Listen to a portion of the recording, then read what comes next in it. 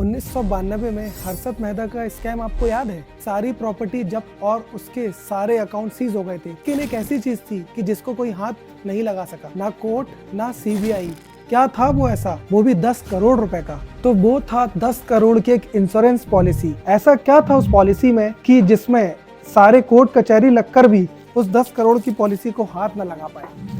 एक कानून है मैरिड वुमेन प्रॉपर्टी एक्ट, जिसको हम शॉर्ट में MWP भी बोलते हैं। इस पॉलिसी में अगर कोई मैरिड पर्सन अगर इस पॉलिसी को कराएगा और नॉमिनी अपने बीवी बच्चों को बनाता है तो उसका पूरा हक और उसका पूरा पैसा बीवी बच्चों को ही जाता है। अगर उस पर किसी प्रकार की लायबिलिटी या कोई लोन भी चल रहा है तो वो पैसा उन लायबिलिटीज पे न जाकर डायरेक्ट बीवी बच्चों के अकाउंट पे जाता है। अब वो पॉलिसी पूरी तरह से बीवी और बच्चों की हो चुकी है।